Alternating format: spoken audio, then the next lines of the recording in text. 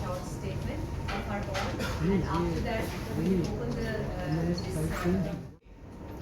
So when I was 13, there was a fantastic BBC journalist called Kate Adie, who did some amazing reporting in one of your neighbours, and I looked at the TV screen and Kate Adie was sort of calling, away from danger, lots of noise going on. I've decided I don't want to be an astronaut anymore, I want to be a journalist. And so for the next few years, that was very much what I focused my attention on, being a journalist. I was lucky enough to be able to edit my student newspaper, Palatinate, out of Durham. I worked for various newspapers and magazines in London, including a couple of subordinates to the Times. But then those sliding doors, those watershed moments, the Times newspaper where I went off to be a journalist and I'm now sat at your side of the table. But this is the world we're in, where I ended up going into the diplomatic service and ended up becoming an ambassador and coming to Pakistan, which I'm very happy about. I should say back in 1998, when this moment of my life was happening, an American friend of mine said to me, James, why don't you go to Afghanistan and just start reporting? So this was 1998. And I didn't get on an aeroplane until I was 23. So the idea at the age of, what was I then, 21, 22, getting on an aeroplane, going to Afghanistan and starting reporting was just more adventurous than I could cope with, and more adventurous than I think my parents could definitely cope with me doing.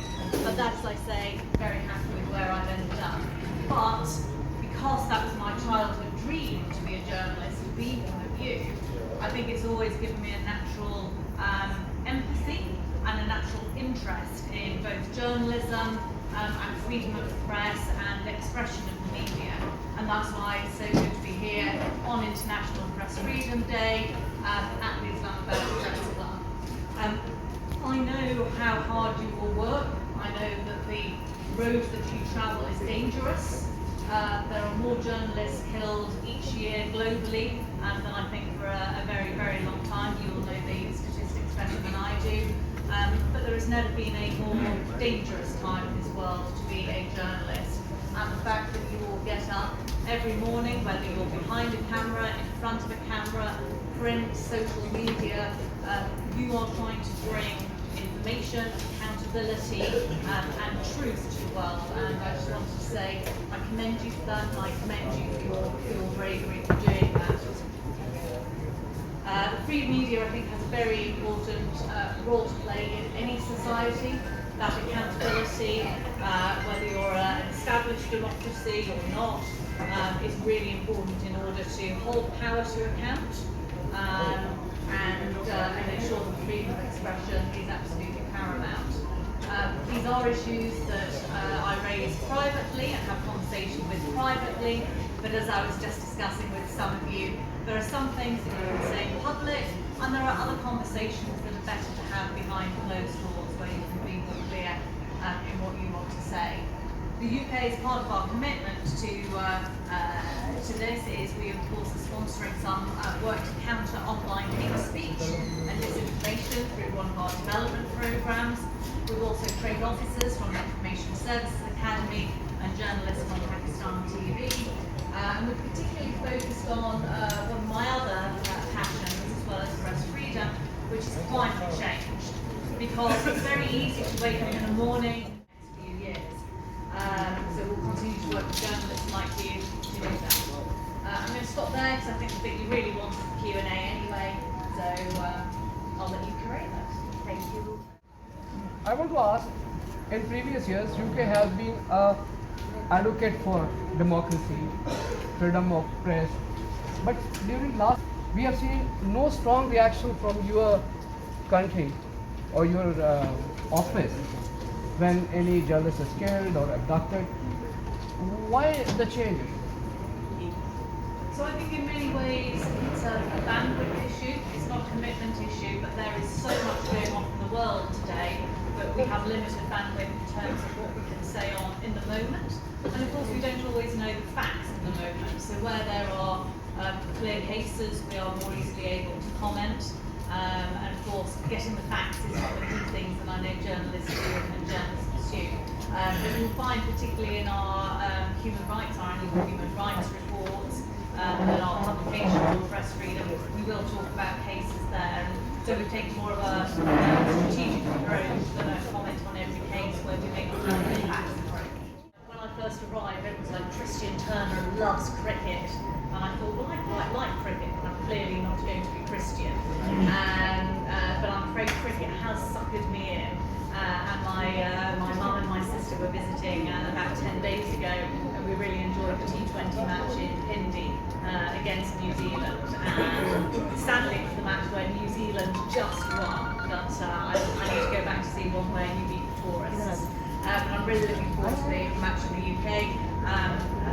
5 matches, T20. Visas apply now because it's already getting quite late. It's 15 working days, especially if you want to go.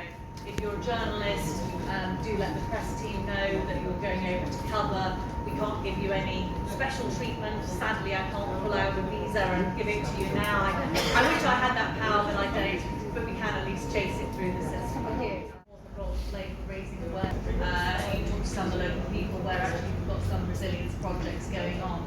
They know all about climate change, but then perhaps you go to some of the bigger urban areas and it's not really a conversation. At the moment we're doing a piece of work, we'll tell you about more formally when we launch it, about the cost of inaction, i.e. Pakistan doesn't do anything, with the impact it will have on crops, on livestock, and some of the challenges there. So I think the key thing for some of us is to support you in that awareness raising. As you know, we've already run one workshop on climate change reporting. I'm hoping that we're able to do more in the near future. This was something that we initially conceived back in the autumn, delivered in March, but Pakistan can do a lot about. And I really want the UK to be one of Pakistan's partners of choice on that, including for our green investment. Okay, since I said 3 times that this is the last question, but Mr. Mateen hasn't wanted to ask a question. This is the last question. Yes, short one, please. thank you so much, ma'am, since you are a senior diplomat and watching this Azhar crisis, United Nations Security Council, one resolution by UN Human Rights Justice. None of these orders and resolutions were implemented. So with the non-implementation of these resolutions, international peace and security even in the future would be in danger. So UK is a member of the UN Security Council, same like United States. So what do you think, how these resolutions could be implemented so that there could be immediate humanitarian ceasefire in Gaza and further killing of the people could be prevented? I think there's a real challenge at the moment on what the international order looks like. It's a settlement that has been in place for several decades. The world is changing. The challenge with the United Nations is that it can only ever be as strong as its members allow it to be.